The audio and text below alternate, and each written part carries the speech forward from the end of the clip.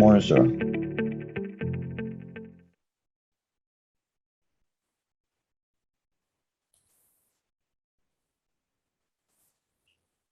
Hello?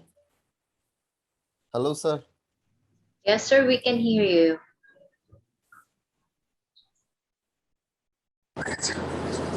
Yes.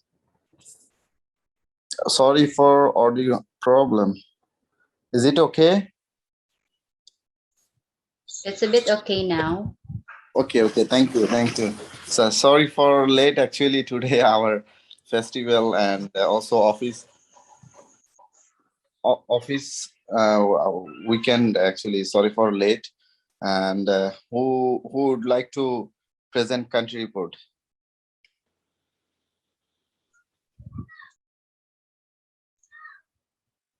I can, sir. Okay, I may thank you, sir. present first. Yes, sir. Yes, sir. Please. This is Emeline from the Philippines. Thank you, sir. If I will be the one to present first because I'm afraid that there might be power outages here in my area. So I might not join later if this will happen. So I'll take the opportunity that power is yet stable here. Thank you so much. So can I start now, sir, to share my screen? Yes, sir. Please share your screen.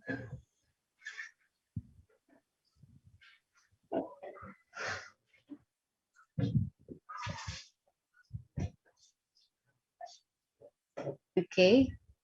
Yeah. Can you see it? Yes, sir.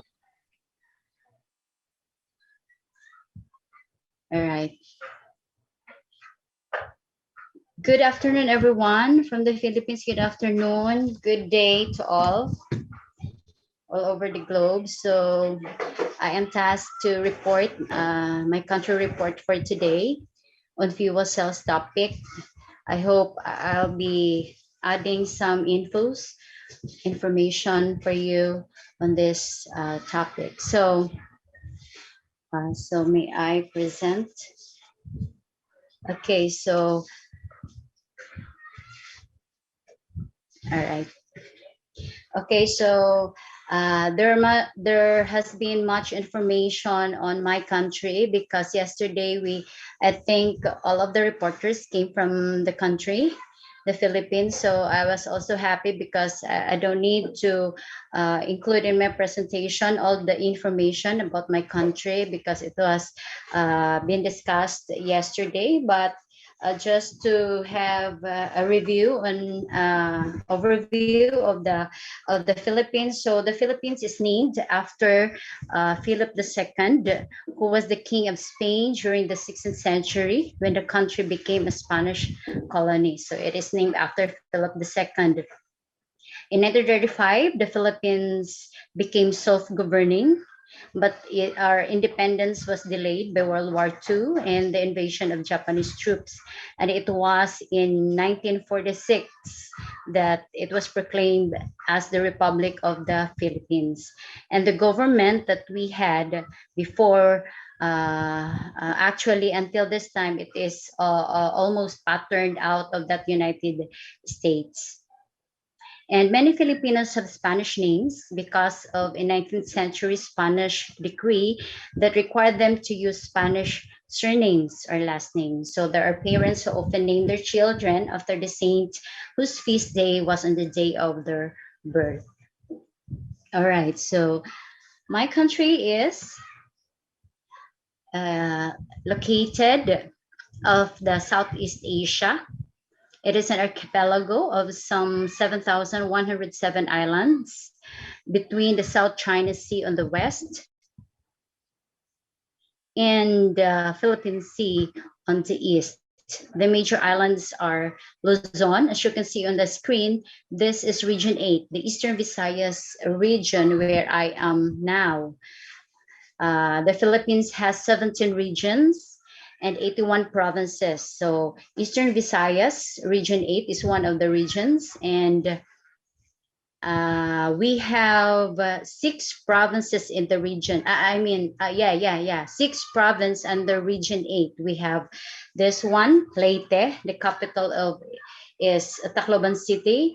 Then we have Biliran here, Eastern Samar here, then Western Samar here. This is my place, my location, Northern Samar, and down at the south, the Southern Leyte, and Leyte here. Okay, so this is region 8, my region. So Philippines has 17 regions, all in all. All right, so let's, I just would like to navigate you to my region, the Eastern Visayas region, but particularly I will be touring you around in my province, the Samar province, one of the provinces in Region 8, the Eastern Visayas. This one I take pride of in showing you this because this is a tourism project of our governor and the congresswoman of the province. The project is we named Spark Samar. Okay, so I hope you will enjoy and you will plan to visit here.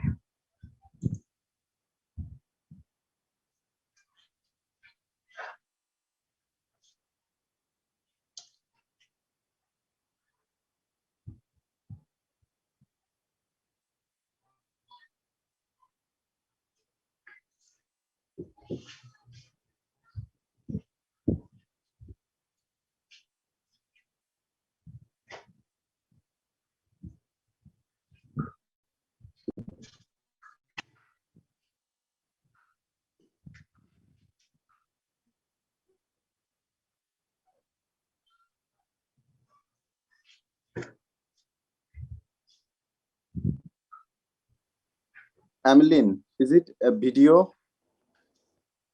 Hello, sir. Is my video okay? Yeah, we can't hear the audio. The audio? Yeah. Could you please start again? Okay. Wait. Wait. Is the audio now okay?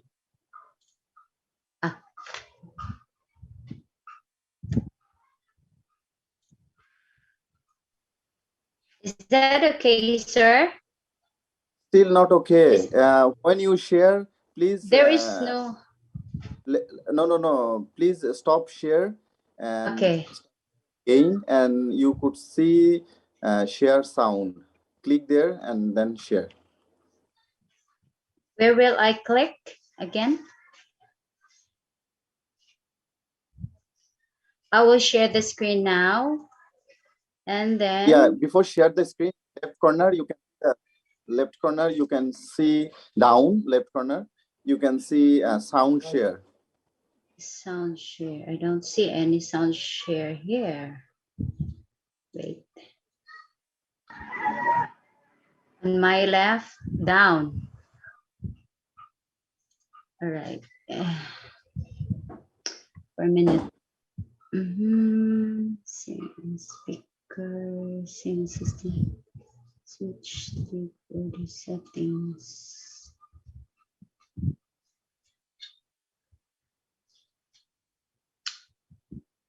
Share sound. Oh, okay.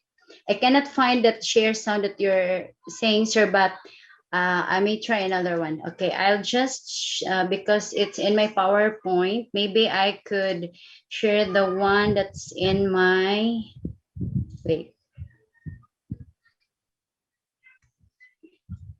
The one that's in my desktop.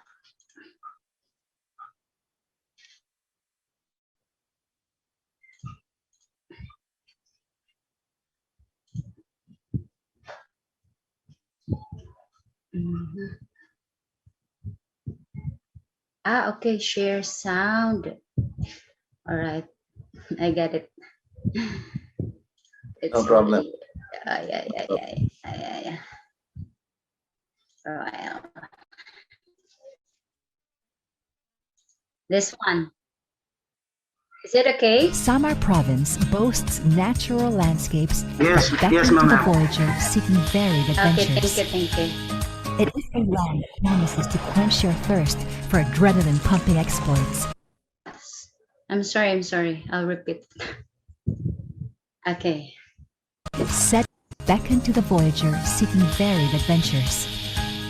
It is a land that promises to quench your thirst for adrenaline-pumping exploits, set in unspoiled wonders and accompanied by the friendliest of people. The province continues to emerge as one of the Philippines' go-to places for experiences that may challenge your physical, mental, and spiritual paradigm. Ignite your spirit of adventure and bask in the glow of Samar's spark.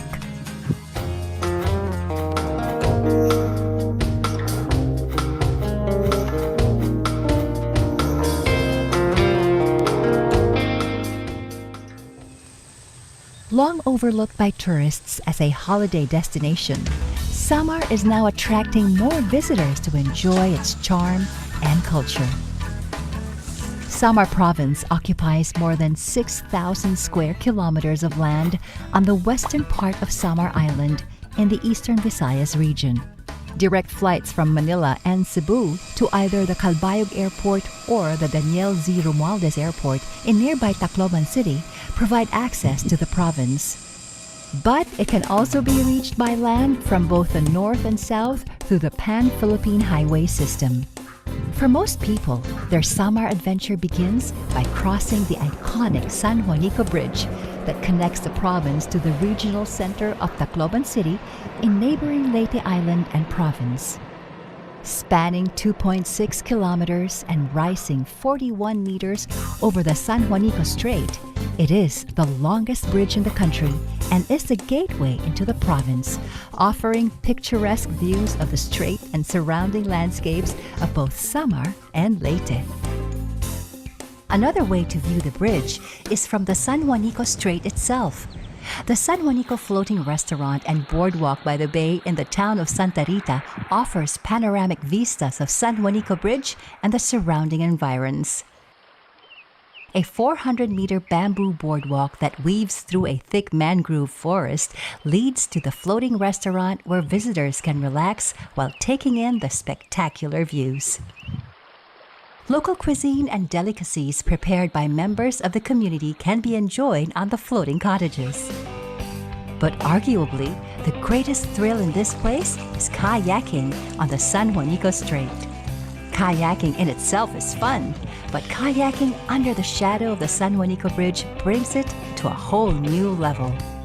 Visitors can enjoy the pleasure of riding their canoes and marveling at the imposing structure from a different perspective.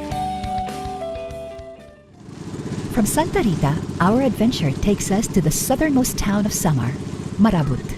Marabut Marine Park features numerous limestone rock formations rising out of the sea, creating stunning disruptions in the dialogue between sea and sky. A boat ride on the calm and blue waters of San Pedro Bay takes you to the various rock formations. There is a lighthouse on an isolated rock in the marine park where birds rest. Visitors may relax in nearby Calabozo Beach to enjoy the views, the sand, and the clear waters. Later on, visitors may choose to dine in La Cocina de Marabut, a farm-to-table concept restaurant that offers dishes made with fresh produce from their organic fruit and vegetable farm. Noteworthy about La Cocina de Marabut is that it is owned and operated by a people's organization that benefits families from two communities. North of Marabut is the town of Basay, one of the oldest settlements in Samar. Basay has many claims to fame, including the centuries-old church of St. Michael the Archangel and Buscada Church, dedicated to the Santo Niño. Charming vestiges of Spanish culture in the town. Also worthy of mention is the Ticog mat weaving industry, which can be found in Saob Cave. Ticog mats are known for their durability, using materials also used to create hats, bags, and other accessories. But the most popular attractions of Basay are the Sohoton Caves and the Sohoton Natural Bridge, both located in the Sohoton National Park. Samar is home to the most extensive cave network in the country and is considered as the caving capital of the Philippines. The Sohoton Caves make up most of this network of caves and tunnels. To get to here, travelers need to register at the Westpal Visitor Center and Eco Lodge, where the Sohoton Services Cooperative holds office for their tourism operations. This center maintains modest accommodations for adventurers who want to stay for the night. It also serves as the jump-off point to the caves and natural bridge. A 15-minute boat ride through the lush greenery of the Golden River ends at the rest area, hidden by towering limestone cliffs. Of the hundreds of caves identified in the park, the most accessible and tourist-friendly is the historic Panhulugan Cave. Countless rock formations that resemble common objects and creatures, as described by the guides, can be admired in the cave. It takes about an hour to explore the 569-meter-long tunnels and chambers of Panhulugan Cave, characterized by a mostly flat surface and gentle slopes. After the cave exploration, a visit to the Sohoton Natural Bridge follows. A kayak ride on the Sohoton River takes travelers through vistas of limestone cliffs, exotic foliage, and if you're lucky, the occasional sighting of local fauna. After about 15 minutes of kayaking, the beauty of the Sohoton Natural Bridge unravels. This is a limestone arc that connects two cliffs with a river running under it. Beyond the bridge, visitors can relax in an area secluded by tall rock formations. Here, people can swim in its cool, clear waters while taking in the splendor. A trip to Calbiga will not be complete without visiting the Lulugayan Falls that surge into tiers of pools that connect to the Calbiga River. It is easy to lose track of time while enjoying the refreshing waters and the majesty of this waterfall.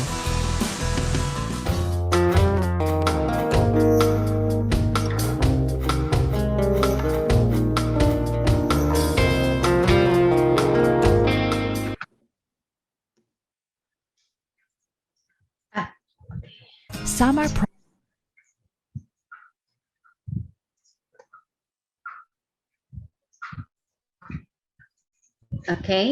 Okay, so that was it. My province, Samar province. So we go to the Philippine statistics. I've got this from the Philippine Statistics Authority website. The population of the Philippines now, as of May last year, is around 109 million. But statistics, there are 1,516 births, marriages of 240,000 marriages, and deaths of around 613,000 as of December 2020. Poverty incidence for families is 12.1% and population is 16.7% in 2018. For the income and expenditures, average family income in 2018 was pegged at 313,000. This is per year. Labor is employment rate of 92% in May of this year, and health status here in the Philippines, there is a total fertility rate of about 2.7 births per woman in 2017. So obviously, our population is growing, and this would mean we need more energy for consumption, and of course, environmental mitigation and protection. Okay, next. So referring to the poverty status of the Philippines, can I give you the COVID-19 situation here in the Philippines as of yesterday? This is July 20 of 4 o'clock in the afternoon. We have additional cases of 4,516 around the country, and there were recorded 5,240 recoveries and 58 deaths as of yesterday.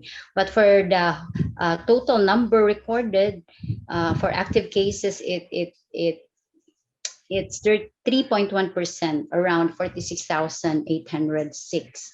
And those who have recovered from COVID is pegged at 95.1%. It's a bit higher now.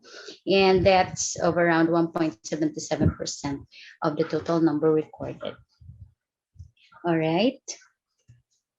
So for my region, the province of Samar specifically, I mean for the whole region of Eastern Visayas, as of this morning, today, we have 153 additional cases, 107 new recoveries, and there were no deaths.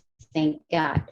And for the whole Eastern Visayas, that's around 4.26% of the active cases of the total number of 34,194, and recoveries of 94.53% and around 1.21% deaths. Okay, so let's go now to the renewable energy that we can find here in my country. So as what have my colleagues have also presented yesterday, we have here in the country a solar energy source for a biomass, for biomass energy, and wind. This solar energy that you can see on my screen, this is a picture of the Calatagan Solar Power Plant, the largest solar facility here in the Philippines, in Luzon, with 200,000 Trina Solar TSM TC14 modules installed. And this facility is generating enough power for the whole of the Western Batangas province. And for the biomass, the Philippines has abundant supplies of biomass resources, including agricultural crop residues, forest residues, animal waste, agro-industrial waste, municipal solid waste, and aquatic biomass. The most common here are rice hull, bagasse, coconut shell, husk, and coconut coir. And for the wind, this picture is the 150 megawatt Borgos wind farm in Ilocos Norte. This is the biggest wind farm in the Philippines, developed by the EDC Borgos Wind Power Corporation, an output of 150 megawatt that was commissioned in 2014. We also have here in the Philippines hydro, a source of energy, and geothermal. The Philippines has a total installed capacity connected to its three grids of about 22,728 megawatts. That's comprised 3,627 megawatts of hydropower. So the renewable energy, this one, hydro, wind, solar, geothermal, and biomass combined to generate 23,183 gigawatt, which was equivalent to 24.6% of total generation. And the hydropower generated, okay, I have already seen it, 3,627 megawatt of hydropower.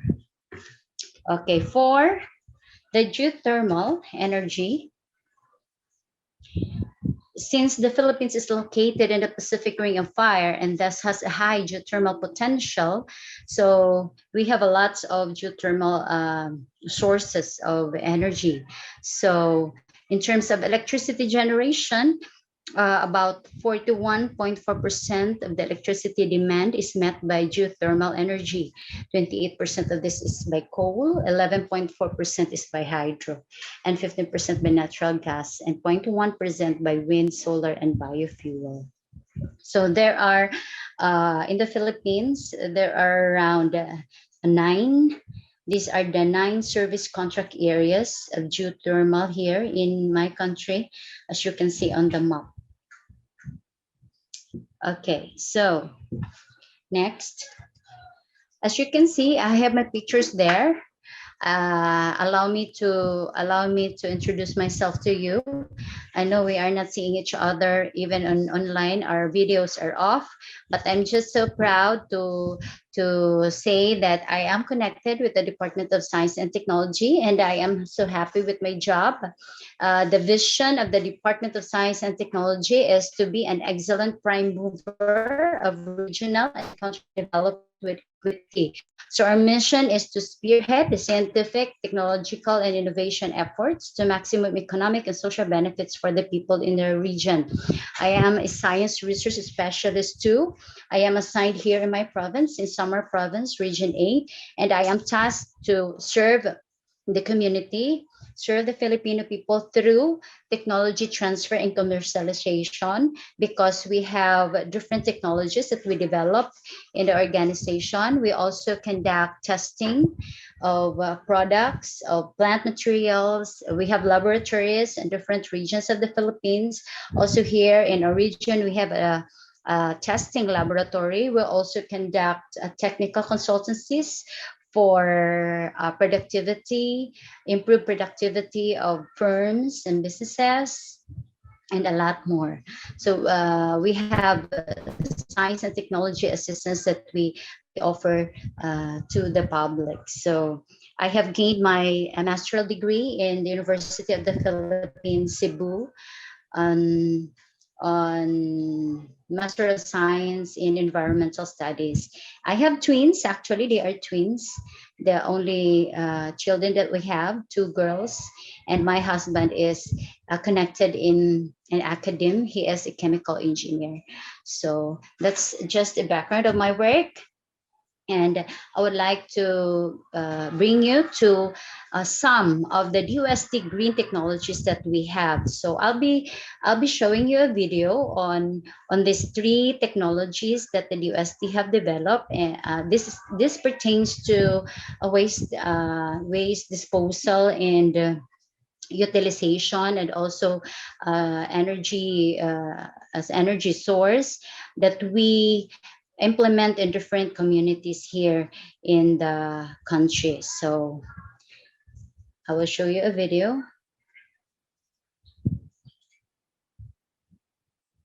The Styroplastic Densifier Project is a collaborative undertaking among the DOST NCR, DOST ITDI, and the Quezon City Municipal Government.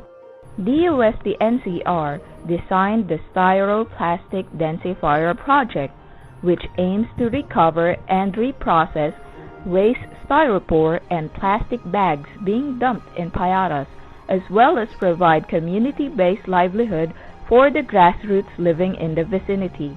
The project was implemented in coordination with DOST ITDI and Quezon City LGU. It aims to install and operate ITDI-developed densifier at Payatas, provide technology trainings for the operators of the plastic densifier, and promote marketing of the products of the technology. The DOST NCR and DOST ITDI have provided livelihood to 1,000 members of the Buklod Lakas ng Scavengers Ini, or Bulasi, in Payatas, Quezon City. DOST tapped the Bulasi to provide the raw materials for the Styroplastic Densifier Project. Here, waste styro or plastic are bought on a per kilo basis. Solving the problem on solid waste in Metro Manila and other urban centers in the country remains a worsening problem each day. According to studies made by the National Solid Waste Management Commission Secretariat of the Environmental Management Bureau, or EMB, a person living in the metropolis produces about 0.56 kilograms of waste each day. With an estimated population of 11 million, the total waste generated in Metro Manila alone could run up to 6,160 metric tons per day. Translated, that would be 184,800 metric tons per month, or 2.22 million metric tons per year. Approximately 56% of these wastes are biodegradable, while 44% is non-biodegradable and mostly recyclable. Recycling and composting accounts only to 720 tons per day, or roughly 11% of solid waste generated in Metro Manila, due to non-segregation, unavailable recycling technologies, and the limited market for recyclables. At this rate, we might soon find ourselves buried in our own trash unless something is done. Remember the tragedy that happened to the residents of the Payatas dump site in Quezon City. When its mountain-high garbage collapsed, it buried garbage scavengers in its course. This tragedy opted us to strengthen our resolve to do solid waste management. Thus, The DOST-ITDI developed technologies on solid waste management, which is simple, affordable, environment-friendly, and able to generate livelihood. Before This is operating for the the dual equipment, drum let us get to composter know the this time. DOST-ITDI dual drum composter technology. The dual drum composter is assembled with two composter drums having a capacity of 50 kilograms each for a total capacity of 100 kilograms per composting batch. The support frame serves as the platform to support the components of the assembly. Under each drum is a discharge plate to catch the unloaded materials from the drum, which goes to the catch basin. A 1/4 horsepower gear motor is installed to drive the rotation of the drums, which is operated with a simple on-off switch. Both drums have sliding doors for loading and unloading of the compost mixture. These doors are made of acrylic sheets with handles sliding through metal guides. To prevent damaging the sliding doors during loading or unloading, make sure to completely remove the acrylic door and put in a safe place. Do not leave the door hanging on the metal guides. When closing the doors, handle and slide the acrylic sheets along the metal guide with care. Make sure the metal guides are free from materials that may obstruct the door's movement. Once the acrylic sheet is fully inserted, secure the door by turning the wing bolt until you feel it slightly tightening. Do not forcefully tighten the wing bolt to avoid damaging the acrylic door.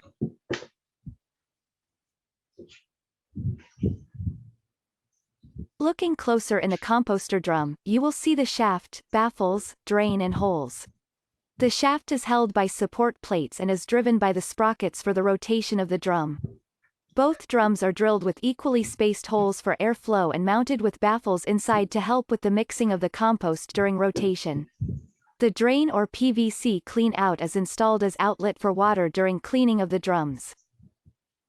Roller chains, sprockets, shaft and pillow blocks make up the system that transfers the motion from the motor to rotate the composter drums. Chain guards were installed to protect users from the moving parts of the assembly. Only remove this protection when maintenance or troubleshooting is required. Here is a closer look of the gear motor and the main switch of the dual drum composter. The 1/4 horsepower single-phase motor provides the power that drives the moving parts of the assembly. It is powered by plugging on to a 220-volt outlet and can be turned on and off through the main switch.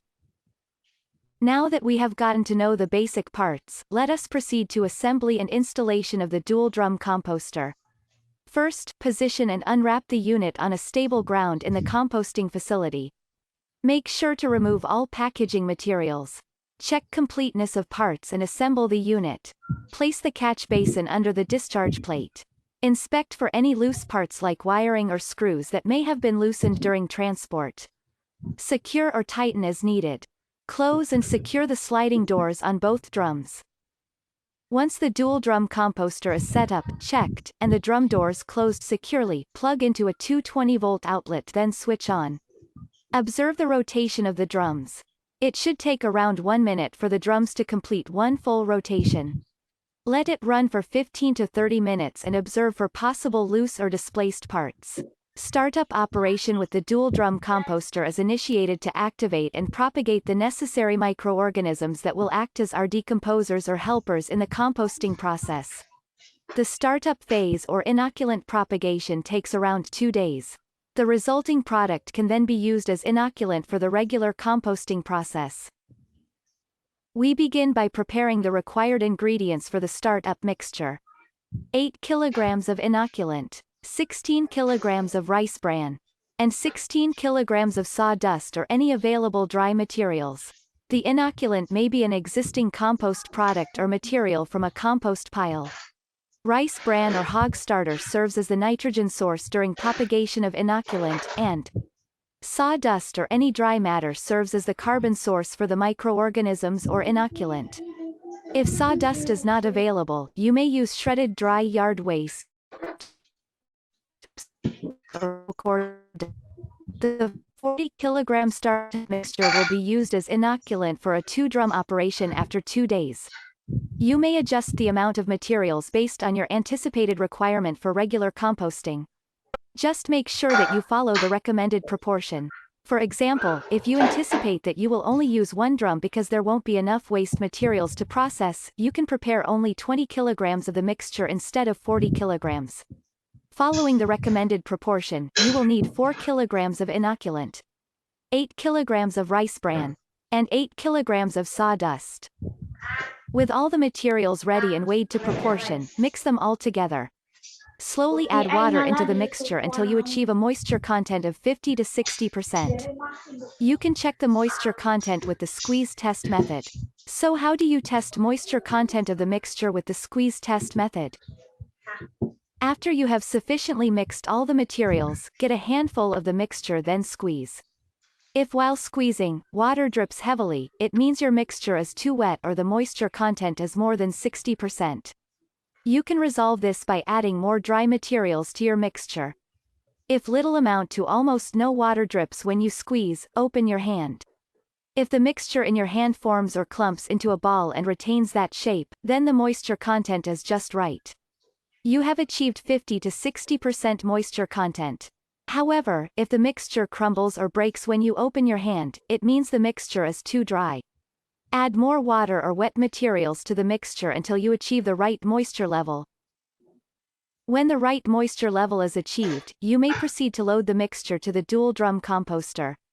Remember, when loading or unloading, remove the acrylic sliding door and place it in a safe location. Do not leave the door hanging on the metal guide. If you prepared 40 kilograms of the mixture, load 20 kilograms to each drum. But if only 20 kilograms of mixture was prepared, load it to one drum only. After loading, return and secure the sliding door to the composter drum. Switch on the unit and let it run for 6 to 8 hours. At the end of the day, after running the composter for 6 to 8 hours, turn off the unit and slightly open the door to allow some air in. Leave the door slightly open while the unit is switched off. The following day, check the moisture content of the mixture using the squeeze test and adjust the moisture content if needed. Then, close and secure the door again before switching on the unit for another 6 to 8 hours. After 2 days of inoculant propagation, you may proceed to regular composting operation and use the startup product as the inoculant. Well, it was for the dual drum composter, and next is how to make the charcoal briquette. Charcoal briquetting technology. The use of conventional charcoal has its negative effects due to its smoke-emitting characteristic that irritates the eyes and harms the environment. Despite this, charcoal continues to be a high-demand product here in the Philippines, used in gardening, keeping the house odorless, and most especially in cooking. To meet the pressing demand and reduce environment impact, the Industrial Technology Development Institute of the Department of Science and Technology developed the charcoal briquetting technology. For occupational safety and health, proper protective gears must be worn. For starters, charcoal briquetting is a process of molding raw materials, such as coal, coconut shell, rice hull, coconut husk, sawdusts, and other biomass materials under compaction pressure, which produces finer and more uniform chunks of charcoal. ITDI's charcoal briquetting technology is unique because it is slow burning, produces least smoke, and can easily be stored, which makes it more efficient and economical. To produce charcoal briquettes, you will need the following: cornstarch as binder, cooking stove, dryer, raw material binder mixer, modified drum-type carbonizer with condenser, or biomass oven for small production. To make high-grade charcoal briquettes, the following process is being done by ITDI. Carbonize first the coal using a 7.5 kilogram per hour capacity modified drum carbonizer.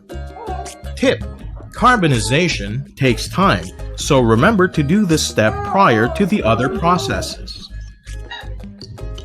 The yield of carbonization is about 30 to 32% for cocoa shell 25% for rice hull, husk, and 20% for sawdusts.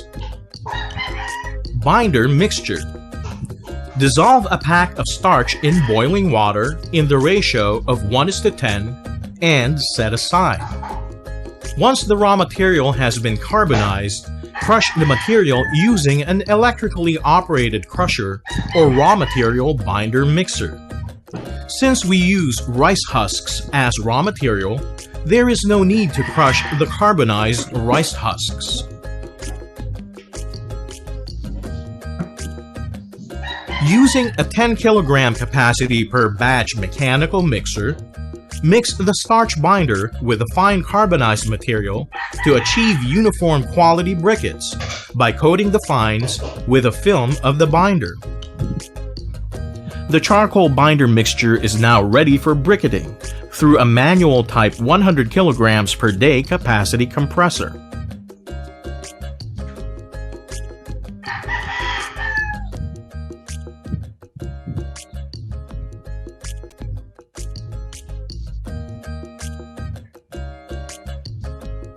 Processed charcoal briquettes should be placed on wire mesh trays and dried by air or sunlight for 2 to 3 days.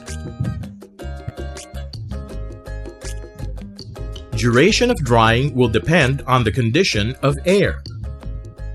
The charcoal briquettes are now ready for usage or for packaging and selling.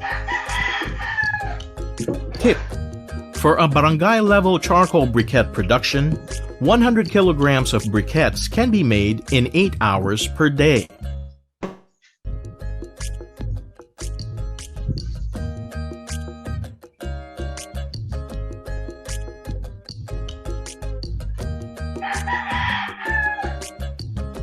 For more information, contact DOST ITDI or visit www.itdi.dost.gov.ph.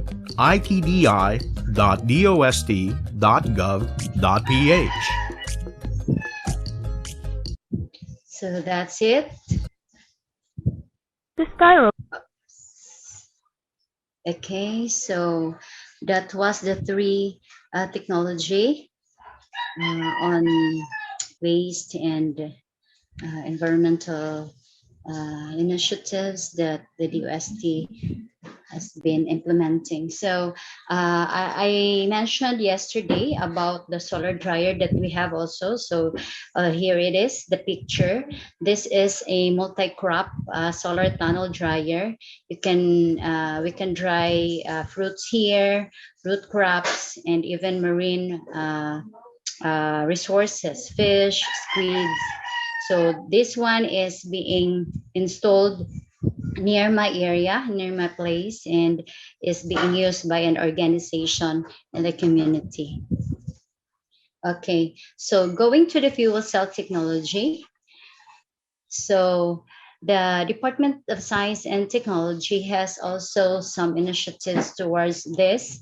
As we all know, a fuel cell, a hydrogen, oxygen are combined to generate electricity, as what Sir have lectured this morning, through an electrochemical reaction instead of combustion, and the system is based on methanol powered fuel.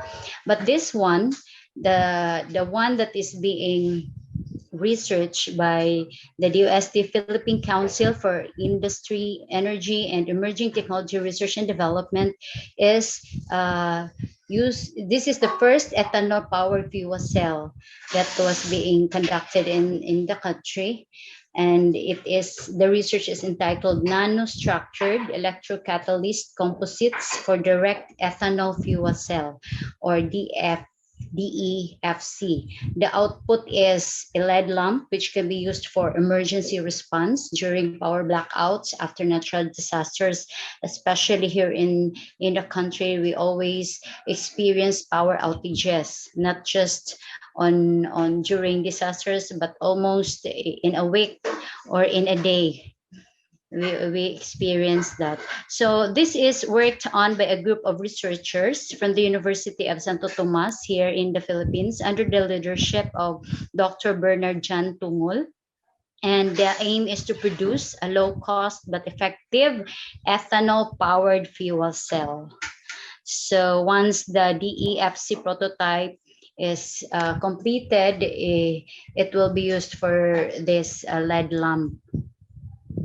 Okay, so that's it. Another one is another initiative of the Philippines on fuel cell technology is, as you can see on the screen, it's a GenCell fuel cell technology. A GenCell is a manufacturer of fuel cell and power solutions, and it has partnered with Amorel Technology to help accelerate hydrogen fuel cell adoption in the Philippines.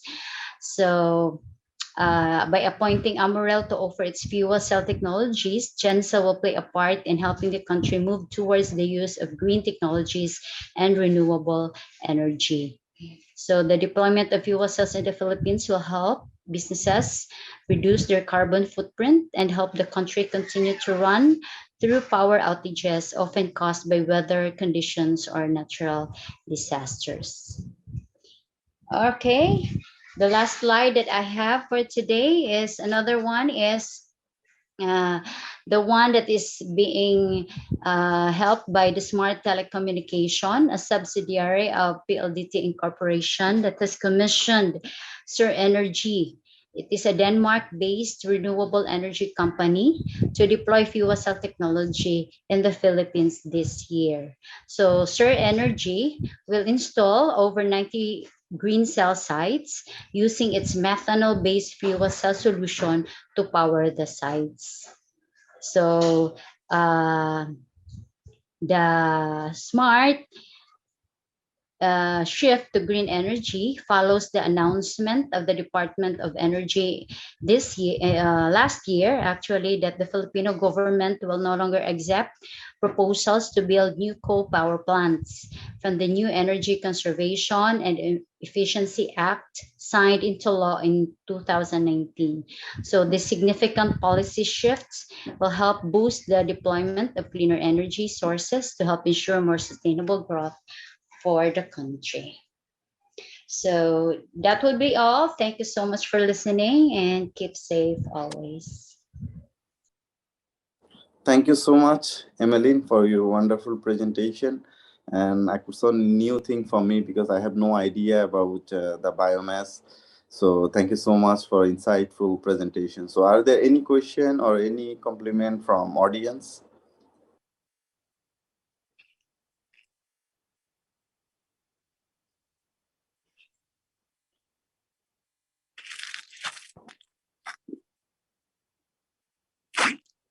Anyone or anyone would like to appreciate to Emmeline, please unmute your microphone, say something.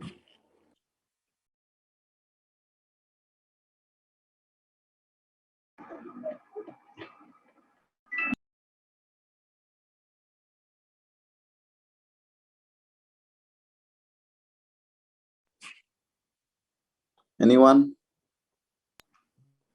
Hello, sir. Hello, sir. Yes. I would just like to say that the presentation of Ma'am Emily was super detailed. It made me realize that the Philippines is not very behind when it comes to exploring and using renewable energy sources, and that we are going into the future from fuel cells to solar energy to hydro power plants.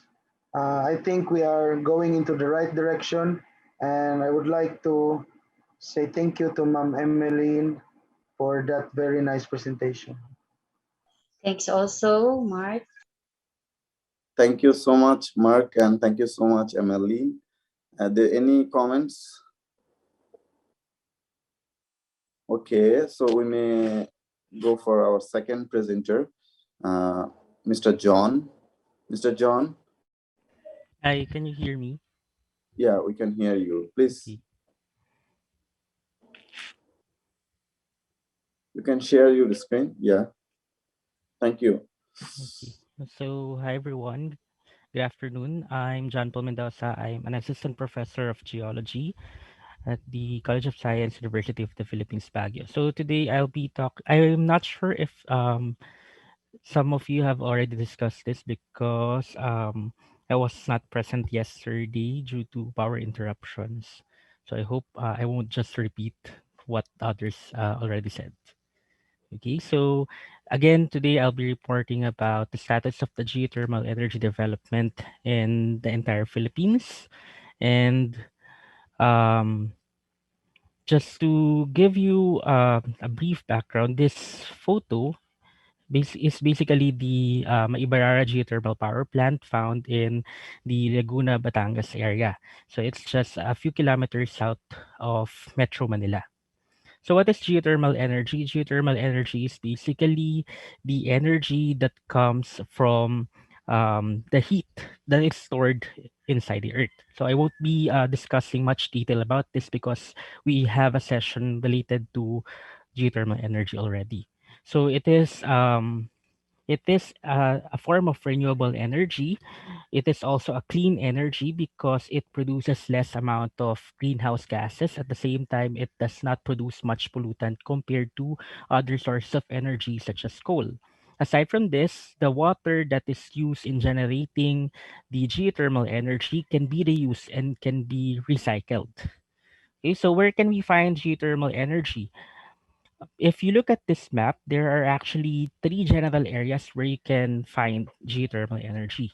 This include the Pacific Ring of Fire, the hotspots, and the spreading centers, where you can find a lot of volcanoes.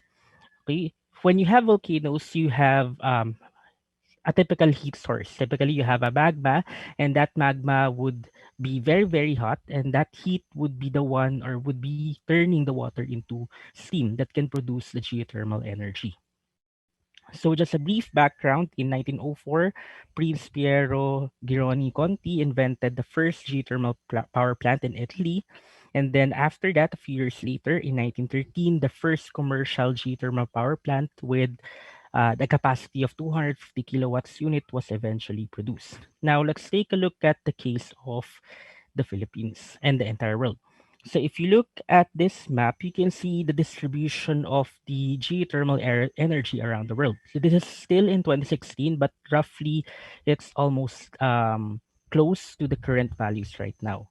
So North America and Asia are the leading producers of geothermal energy all around the world. Particularly if you look at the United States is the largest producer of geothermal energy, followed by countries in the Southeast Asia. And then if you look at the potential for development of different countries, you can see here that Indonesia has the highest remaining resources in terms of geothermal energy. North America also has a high percentage, as well as Central America and Caribbean. However, for the case of the Philippines, you can see here that we still have relatively large amount also, but comparing to our neighboring countries, we have smaller potential. Now, if we look at the Philippines, despite having lower remaining resource, we are actually the third largest producer of geothermal energy around the world.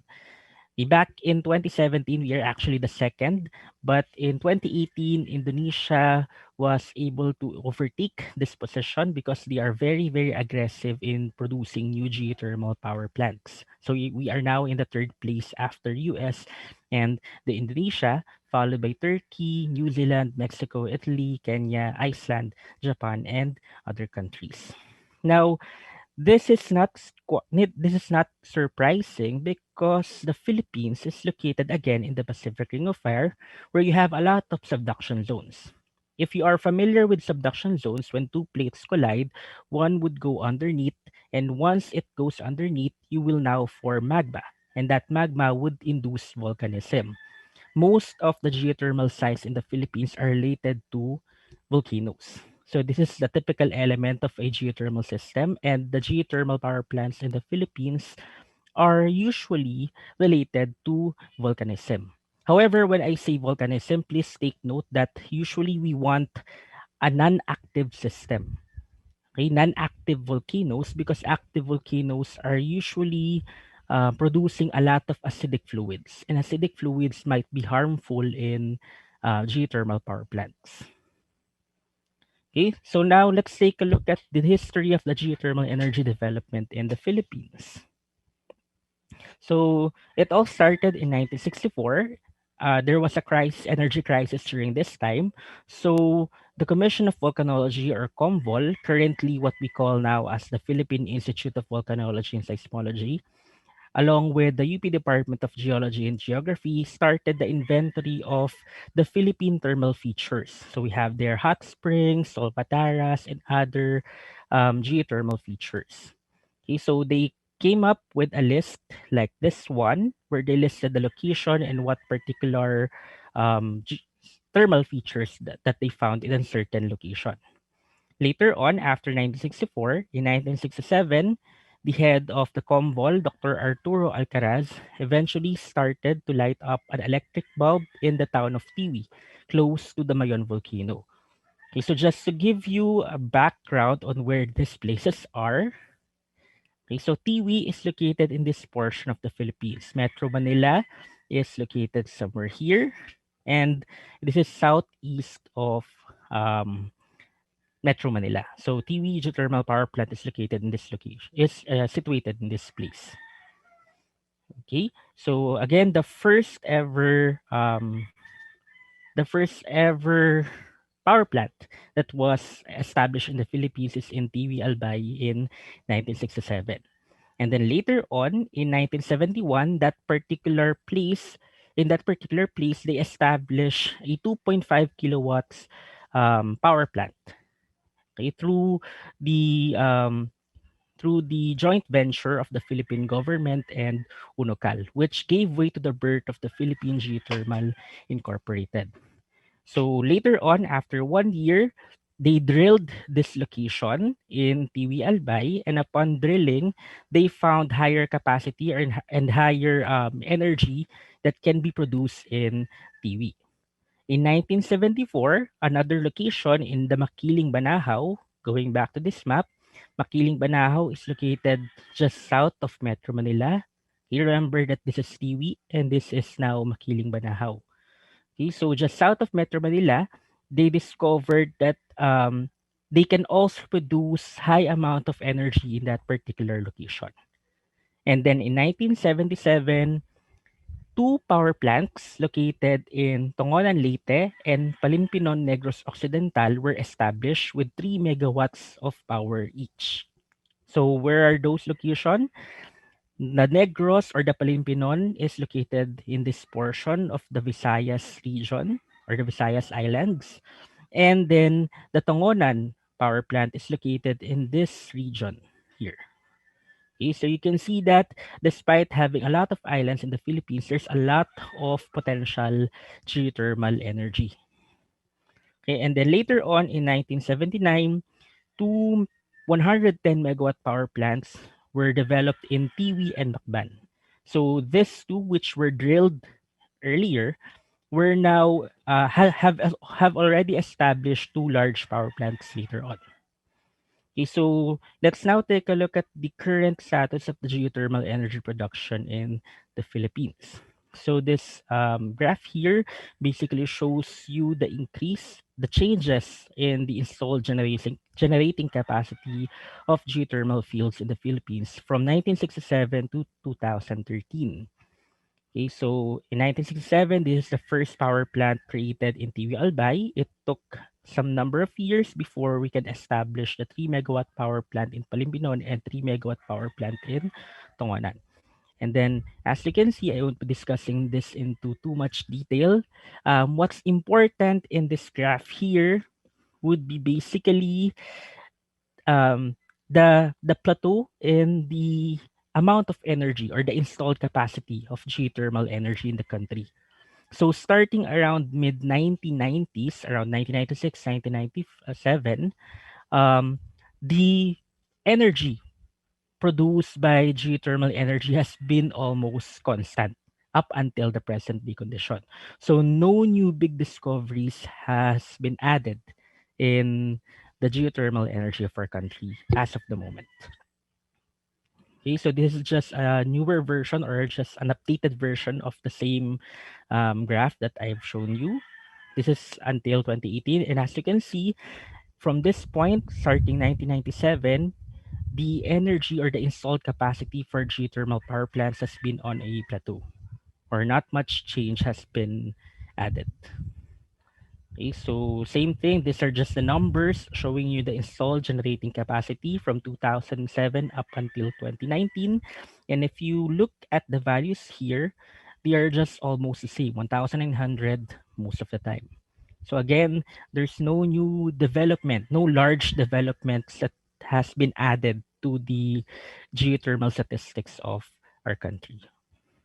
Okay, so in 2008, there was a new law enacted to accelerate the development of the renewable energy in the Philippines. Okay, so after the law has been enacted, there were additional rehabilitations and expansions of the geothermal power plants in our country. So we added 30 megawatts in the Nasulo geothermal power plant located close to the Palinpinon power plant, 10 megawatts for the Bacman project, and 12 megawatts in the Maibarara expansion project. Okay, so these values are just the potential capacity that are being developed as of the moment. So we are looking forward to adding around 575 megawatts of installed capacity in new areas that are being explored and being developed right now. Okay, so hopefully by 2040, this is just the outlook of the Department of Energy. We hope to add additional 1,453 megawatts of electricity to the current 1,918 megawatts. So this is our current installed capacity, and we hope to add this additional values in the future.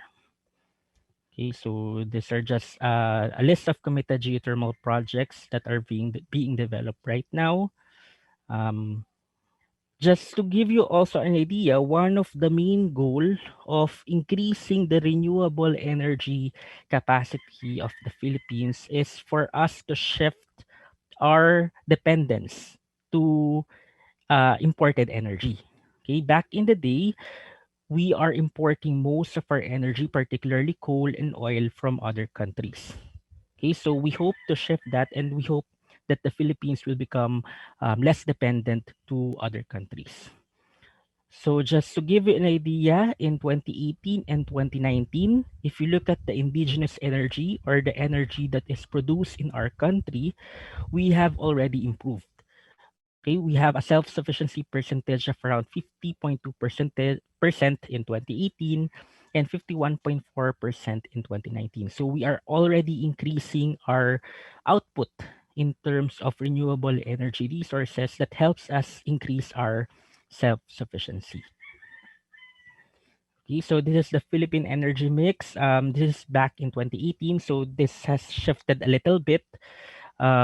If you look at the energy source of the Philippines, most of it comes from coal. And as mentioned, a large percentage of our coal and oil are actually being imported. Okay. So again, this figure also shows you the updated installed capacity of the Philippines up until 2019. And as mentioned earlier, you can see here that the geothermal energy percentage has not improved through time. It has been almost stagnant or almost the same for quite some time. Okay, comparing to other energy sources, the power generation in terms of geothermal energy has again been almost the same throughout time compared to other sources of energy such as coal. We are increasing our dependence or our coal resources in our country, but the geothermal energy has been almost the same through time. Okay, so I won't be discussing much detail about that. This is the same thing. This is the energy plan of the DOE from 2017 to 2040. In 2017, this is the current distribution of energy sources of the country. And then in 2040, this is what we are hoping to achieve according to the DOE energy plan. So if you look at the percentage, the coal would still increase in terms of percentage.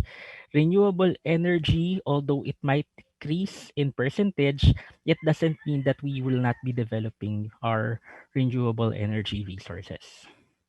Okay, so just to give an idea also, because this has been asked so many times in the previous sessions, um, renewable energy also have some perks from the government.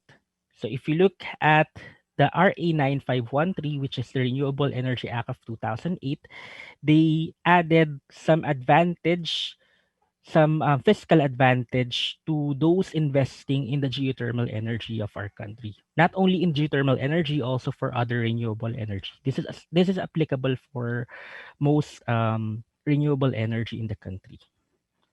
Okay, so this is just a summary from the DOE about the incentives, both fiscal and non-fiscal incentives. I am not familiar. I am not familiar with the laws about this one and the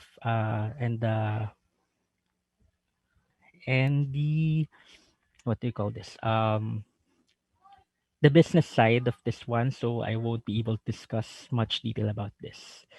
Okay, so this is the same figure I've shown you earlier. Just to give you an idea, these are all of the current geothermal power plants in the Philippines right now. And aside from the current producing geothermal power plants right now, these are some of the currently being explored sites all over the Philippines.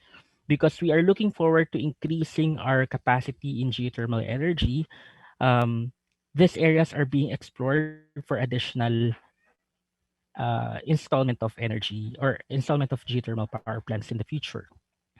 The DOE also offered this particular area. They conducted resource assessment in Banton Island in Romblon, located here, in Balot Island in Davao or Occidental, and in the Maricaban Island here in Batangas. Aside from these three areas, they also added three more areas located in Camiguin de Boboyanes, located at the northernmost portion of the Philippines, in Camiguin Island, located here in Mindanao, and in Maricaban, and rather in El Nido, Palawan, here in the western portion of the Philippines.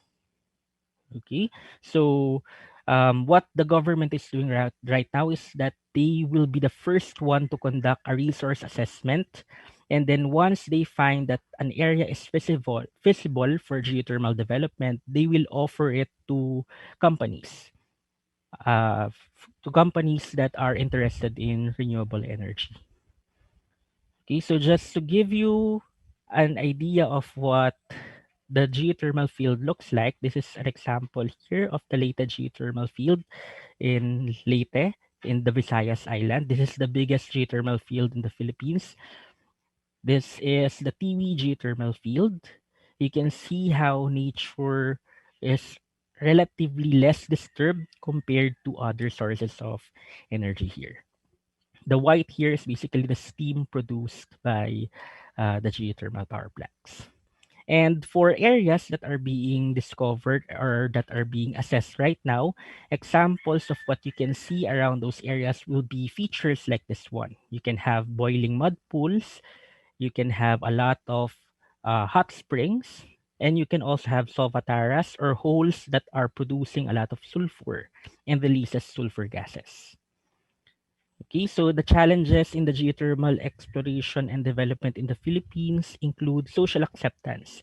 Although we might think that geothermal can be easily accepted, there is still limited public awareness, especially for those living around the geothermal power plants. Okay, so some of the people think that the geothermal power plants are producing earthquakes and so on. Okay, so there's limited public awareness. So there's resistance also to some communities, especially for indigenous people found in ancestral domains. There's also environmental concerns, although not as big compared to other sources of energy, because most of the geothermal areas or geothermal plants are located in protected areas or ancestral domain. Aside from this, there is a high development risk due to drilling and unconventional reservoir properties because putting up a geothermal power plant is very, very high risk. Okay, the cost of putting up a power plant is very, very expensive. Imagine that per drilling well, you will be shelling out around $3 to $5 million per well. Okay, and for you to establish a geothermal power plant, you cannot just use 5 wells. Usually, it's more than 10 wells. Okay, so it's very, very high cost. And it does not guarantee when you drill a hole in a geothermal well, it does not guarantee that you can already convert that into steam or into energy. Okay, and then in the case of the Philippines, we are usually giving 5 years work program for a company to finish their exploration. However, there's a lot of technicality, particularly for permitting or for the permits to be issued by local governments and other units. So this is one of the hindrance for the geothermal companies to be developed easier. So basically, that's my presentation. So if you have any more questions, I'll be glad to answer them. Thank you. Thank you, Sir John, for your wonderful informative presentation. We know many things about the geothermal in Philippines, and also I had no idea about geothermal also. So we know many things from your presentation. So anyone would like to any comments or any compliment, something like that, to Mr. John? Please unmute yourself and say something.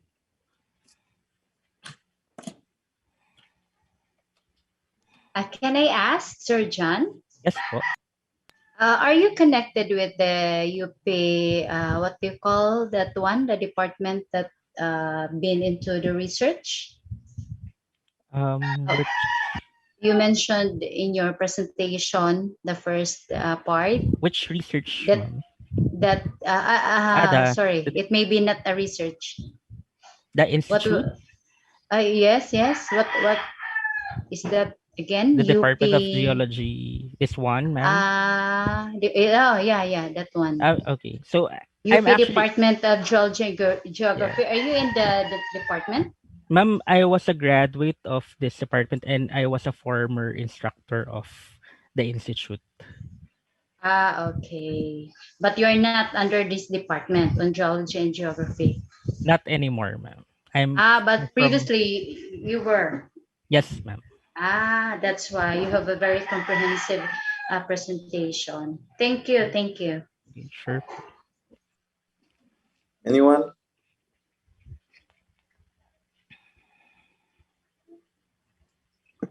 Michael, Christine.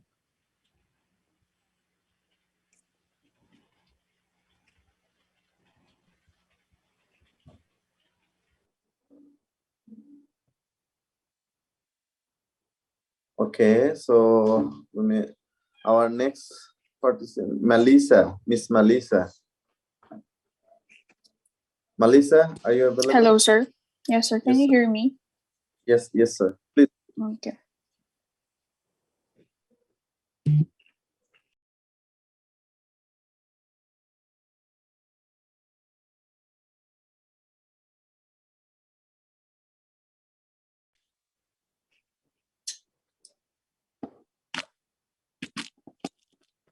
Yeah, for a while I'll just prepare my screen. Okay. Please share. Okay, sir, I just have a follow-up question in the presentation of Sir John. Oh, sure. Sir John, why in your presentation you did not mention the pending operation in Bataan Geothermal Power Plant? The Bataan Geothermal Power Plant has not yet, based on what I remember, it's not yet producing. It's still in the advanced exploration stage. So they might produce energy soon, but as of now, they are not yet producing energy for the okay yet.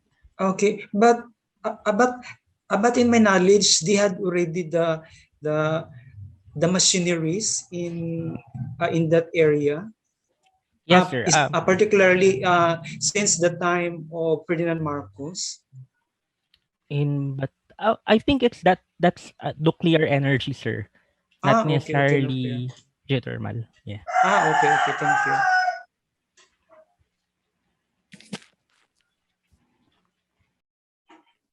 All right.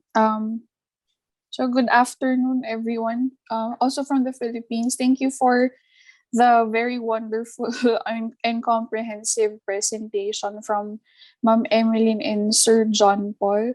I'm also from the Philippines, but I will just be very quick with this. Can you hear me? Hello? Yeah. Okay, thank you.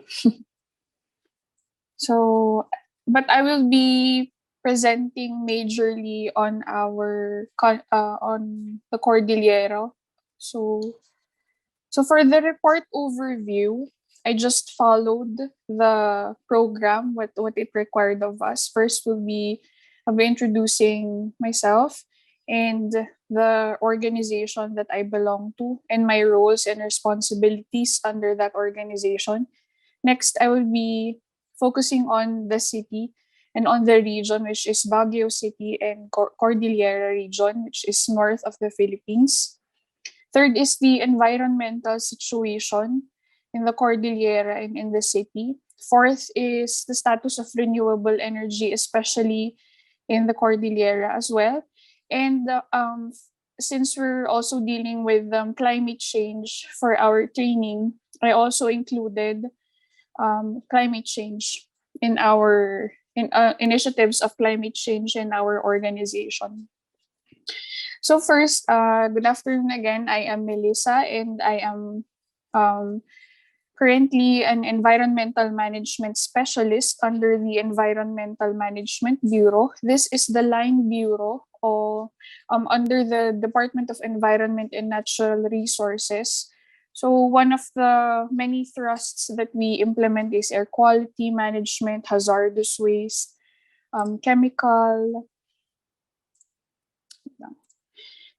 management, solid waste, environmental impact, and water quality. And among those many laws, I am part of the monitoring team, which does a lot of compliance monitoring on water quality, air quality, environmental impact, hazardous waste.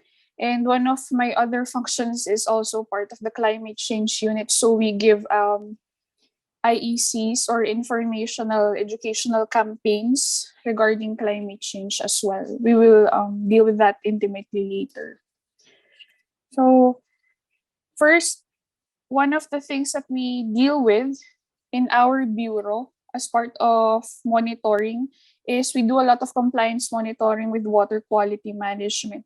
So basically, we take samples from facilities like sewage treatment plants. Mostly these facilities have to be of a certain industrial scale. So the local government unit is different. So they have a different implementation on this. So this is me taking samples.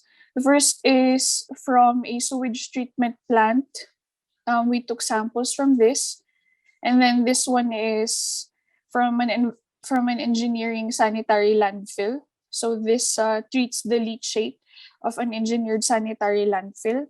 And this one is from the hospital, from local hospital here.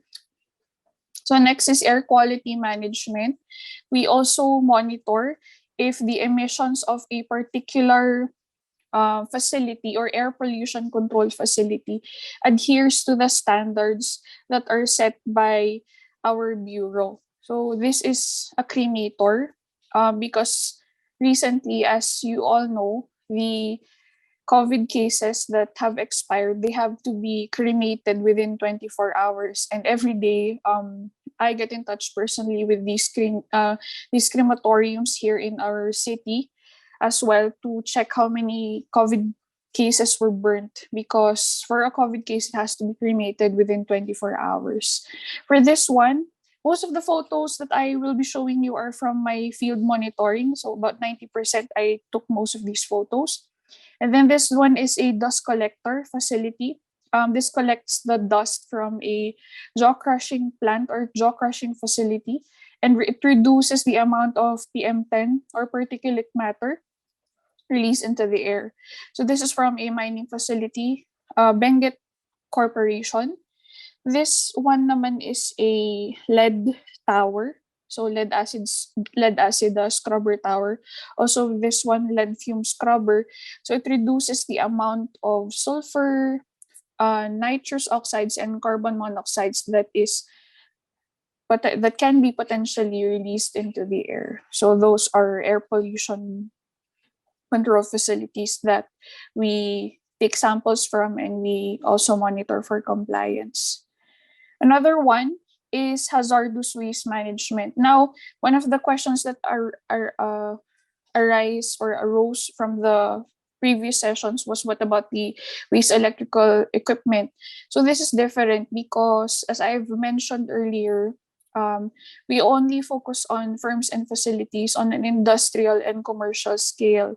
So the waste electronic equipment and hazardous wastes that are generated from our households, they should be collected by the local government unit. Whereas for this one, we are monitoring three parties. So first will be, the first will be in this party, the hazardous waste generator. So examples of hazardous waste will be used oils, used engine oils.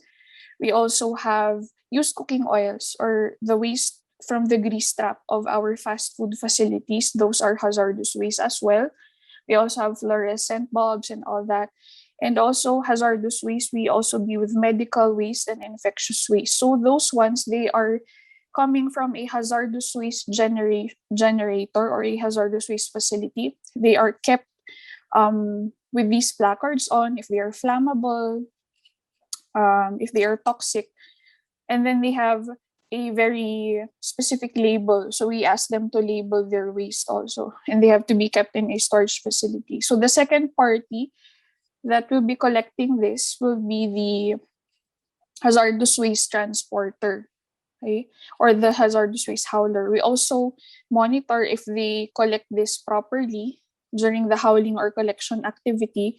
And then third will be the hazardous waste will be brought to a TSD, or a treatment, storage, and disposal facility, where each treatment and disposal facility has to be accredited under the DNR to treat a certain type or specific waste. So for example, if this treatment facility is not accredited to treat waste containing arsenic or copper, they should not be getting any waste containing arsenic, lead, or copper. So they have to be accredited for a certain type of waste.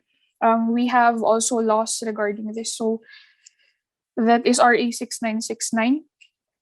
I forgot to mention the law governing this one is RA 8749, the Philippine Clean Air Act, and this is RA 9275, the Philippine Clean Water Act. So those are the laws governing, and that we also implement those ones. Okay, for the next is, we also monitor environmental impact assessment.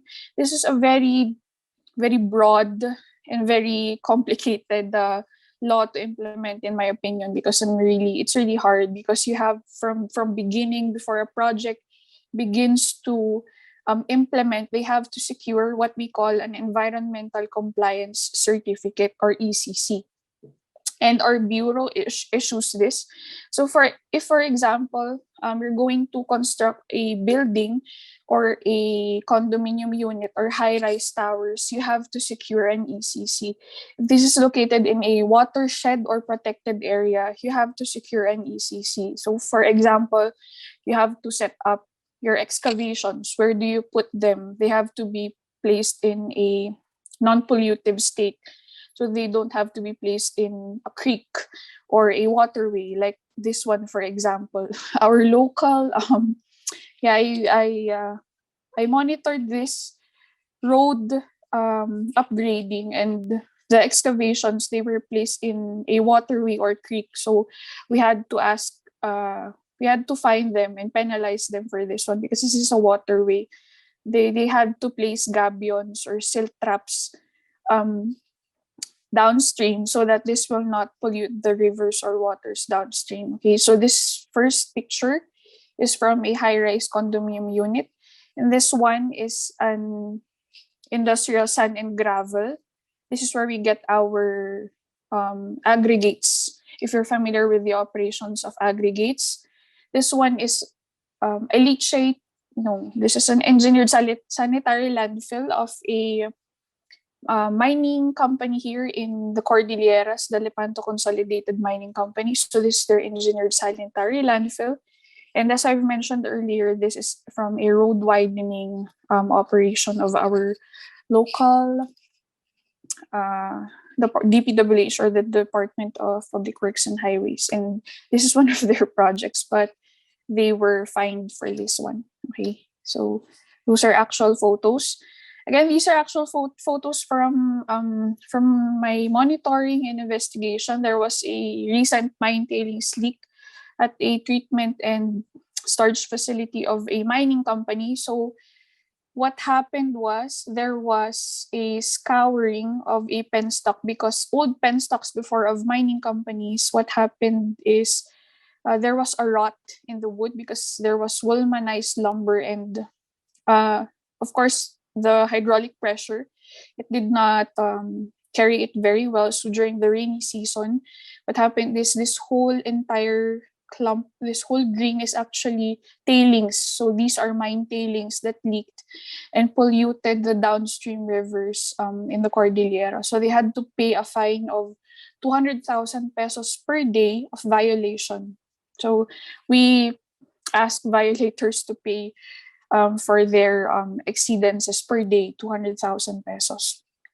Okay, and I was also part of the National Task Force Mining Challenge, where uniformed officers, we sought these illegal small-scale mining here in the Cordillera, because this is one problem we have in CAR. We have a lot of illegal small-scale mining here because our mountains and our and this place is very rich with gold. So we do a lot of those operations. Okay. Next is, if you've known this, the National Task Force Save Boracay. So I was deployed about last 2018, I think. And we were there for about 2 weeks, but our job was mostly off coast. We did not really clean up. We had to take surveys out from the coast where there was a lot of untreated sewage that leaked to the sea. So those are ones of the things that we do and that we did. Okay, enough of the introduction of our organization and what we do there, what I do there. Next is Baguio City. So a couple of fast facts. The city was established in 1909, and it's pretty cool here in our city. The climate is around 8 to 26 degrees Celsius. And the land demographics, it has an area of 49 square kilometers and a population of around, let's say, 400,000, with a very small area. And our environment mostly consists of mountainous areas. So we have vistas and pine forests. And the Cordillera, because we are in the Cordillera region, we are covered with 5 forest reserves and 3 watersheds. And because the climate is cold here, and we have in the Philippines, actually, it's either hot or hotter or wetter. That's here in the Philippines. So because of that difference in the climate, the tourists mostly flock here. It's called the summer capital of the Philippines. So now the tourism of our city is kind of it's sleeping because of the pandemic. So our city and our region is powered by hydropower technology. Okay. So Baguio City is called the Little America of the country because when you go here or when you visit our city, you can see the rich cultural heritage left by the American colonizers back in the 1800s. And you can see that in the architecture as well. This is the Cap John Hay. This is Burnham Park or Burnham Lake. So originally, Baguio City was supposed to cater to a population of 30,000 only. envisioned by architect David Burnham, but as I've mentioned earlier, the capacity has also boomed to 400,000, and the city is actually experiencing a lot of anthropological pressure from the increase in population. Now, the increase in population was brought about by the opening of the Cannon Road. So if you've been here, it looks like a snake because of the curve of the road. It has to be built around mountains. So one of the famous festivals that we have is the Panagbanga Festival, which is a season of blooming, and about 1 million tourists have attended last 2019, but with the advent of the pandemic this 2020, it had not pursued. So I'm just gonna show here pictures. This is a picture of, or just a snapshot of how the Panagbanga Festival looks like during that season. So there's a lot of garbage, a lot of traffic, a lot of tourists. Okay, these are just photos. I will be uploading my presentation, and I will also upload short video clips of these as well later. So third is the city's environmental situation. I was not able to access the dashboard, so I just took the liberty of getting from one of my snapshots last 2019. So as of now, the air quality index, or AQI, for Baguio City is good. So good for green, yellow for fair, unhealthy for sensitive groups if orange. And if you can see here, I took a snapshot of how the air quality is on a Thursday. So it's good 13, but on a Saturday, which is a weekend, it jumped up to 43 degrees, 43 AQI. I think this is because the city is used as a gateway or jumpway for tourists, especially on the weekends, and many people flock also to the central business district. So there's an increase in particulate matter, especially from vehicles, from tourists, commuters, and the like during a Saturday. So this can be opened. I can also give you the links if you're interested. We also have dashboards for if you want to know the air quality index there in your area, you can just see this, and I can provide also the link for you. So I've also here data. This is as of 2018 only, and as you can see, there's a high value of PM10 or particulate matter on the first and fourth quarter. Usually December and until up to March, there is a high volume of tourists flocking to the city because these are the coldest times in our city. So that is a time when it's cold. And for the third quarter, there is low suspension of particulates. So the range of AQI is within the 150 microgram per cubic meter. So the contributors of particle pollution are influx of tourists, not only within the adjacent city but also within adjacent municipalities, increasing volume of vehicles plying the streets, and the observed worsening traffic congestion within the CBD or Central Business District, and suspended number coding policies during the weekend.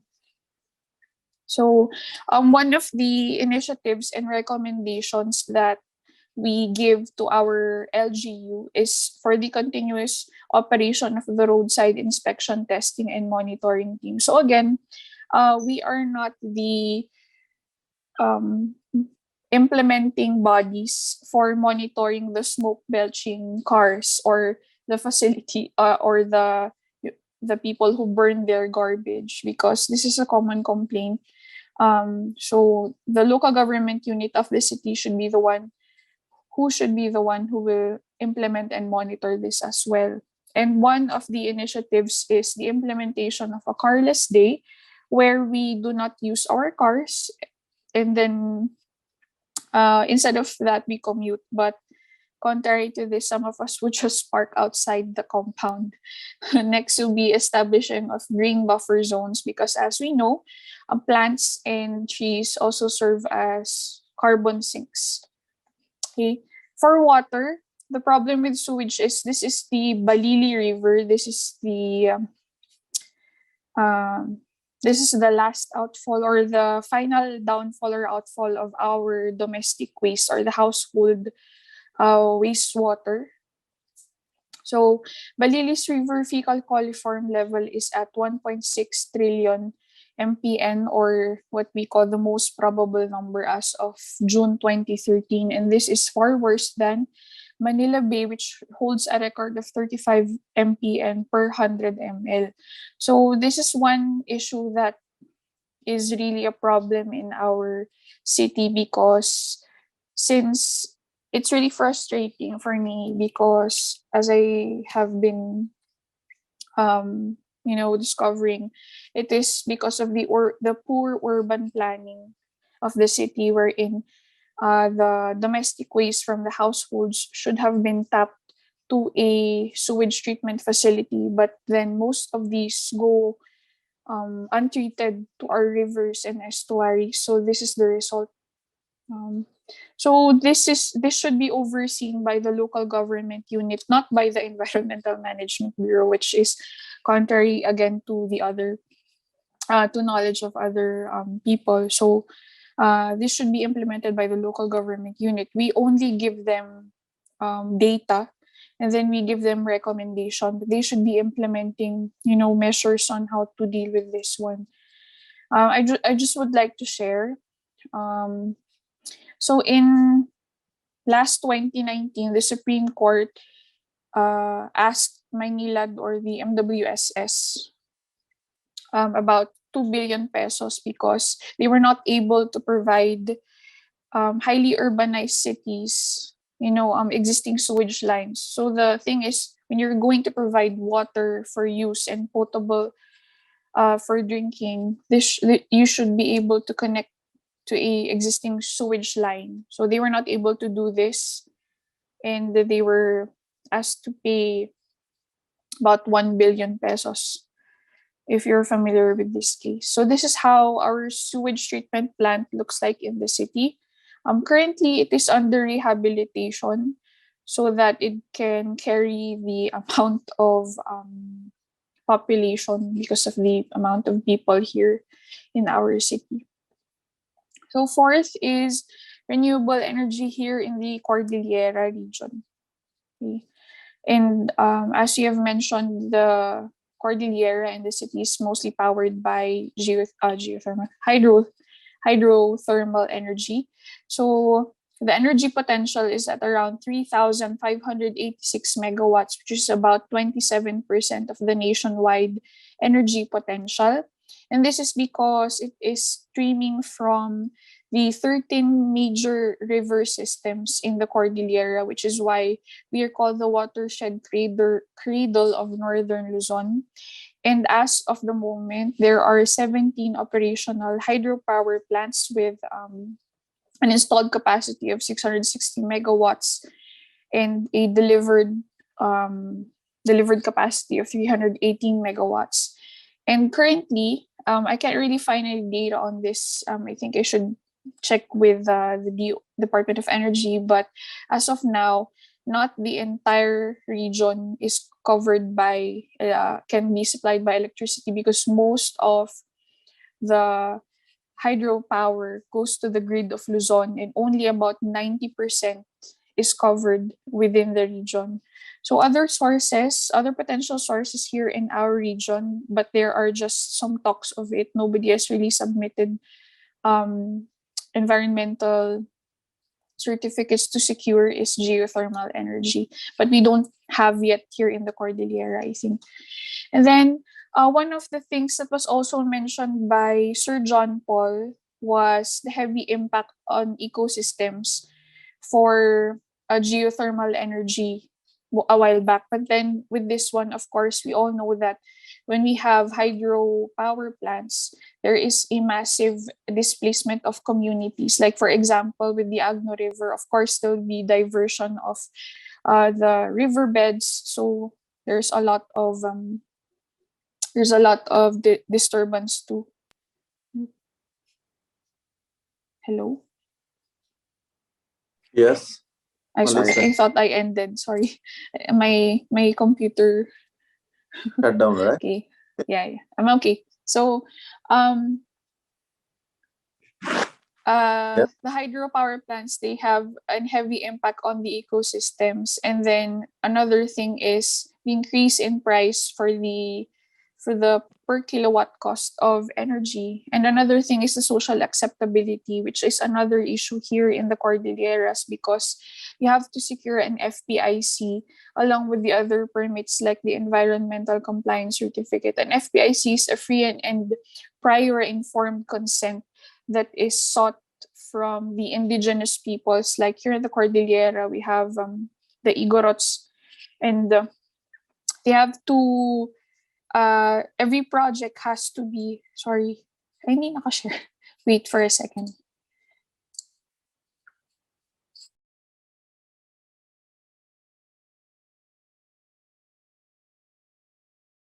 For a while, I think my presentation lagged.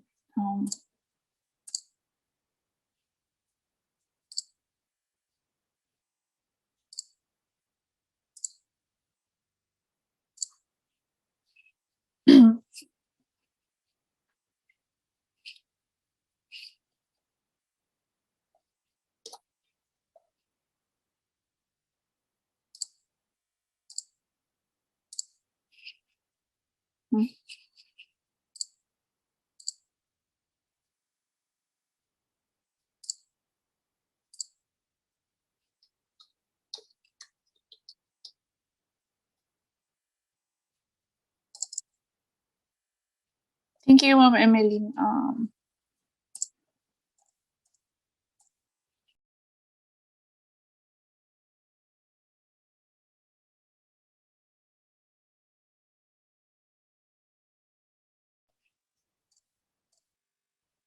Yeah, okay. So one of the issues that we are dealing with here with implementation of renewable energy, especially with hydropower plants, is the social acceptability, wherein companies or proponents have to secure the FPIC, or the free and prior informed consent, as I was saying a while back. So we Cordillerans are very protective of our environment, and we would like to keep what we have. So those are one of the drawbacks for implementation of the hydropower plants here in our locality or in our region. So one of the plants that I've monitored is the 105 megawatt by SN Aboitiz Power. This is found in Ambuklao. I also have monitored, but I cannot find, but they still look the same. The tailories. When another hydropower plant that I have monitored is from Binga, also by Ambuklao. By SN Aboitiz, which is found in Binga. Another one is the Weir and Tunnel by Luzon Hydro, which is found in Bakun, and the capacity is at 70 megawatts. So next would be climate change, because our training is on the climate change. I included, so as I've mentioned a while back, I'm part of the climate change unit. I am an alternate, so we give out these trainings on entity level greenhouse gas inventory. Basically, what you do on a greenhouse gas inventory is you have an accounting of where we can reduce and measure and reduce our emissions, and where we can implement reduction measures so that we can also save and also reduce our emissions. We also hosted a training on ecosystem-based adaptation, or EBA, last 2020. So this was before the pandemic. This is me. And this was during the pandemic. This is also during the pandemic. We still hold online trainings. So this is how we do classification of GHG emissions. Basically, we give you software and we teach you how to compute your GHG emissions. And mostly, these are from stationary fuel combustion generator sets and also from in-boundary transportation. So we also share the best practices of other companies that they do. So these are just examples that we have. Maybe you can read this later. So these are the best practices, like one of the companies here in the Philippines. So here. So that would be the end of my presentation. Thank you. Thank you, Melissa, for your wonderful presentation, and for both of you three presenter. I can see the future green Philippine. So are there any question from audience, especially from Michael? Hey, good morning. Good morning again. Melissa, I don't have a question, but from listening to your presentation, I think it was well put together. It was a full comprehensive. It gave us a full understanding of what is actually happening in your part of the Philippines, and I must say thank you for that. I don't have a question. Thank you, Okay, sir. Michael. Thank you. And any compliment from audience?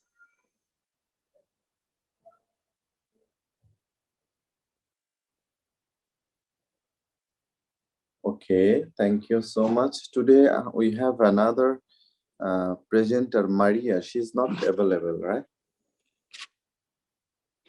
Am I right? Maria, are you available? She's not available. That's it. And thank you so much for joining today. And that's it for today country report. And all of you, I want to say that because of this is today's a special day for me. It's special for Muslim community, and I pray to God save our global this pandemic, and I believe we'll cover soon, very soon, and we can become in normal life. And thank you again, and stay safe, John, and see you tomorrow. Thank you, Master. Before you go, happy Eid to everybody. All my Thank Muslim you, brothers in the everyone. group.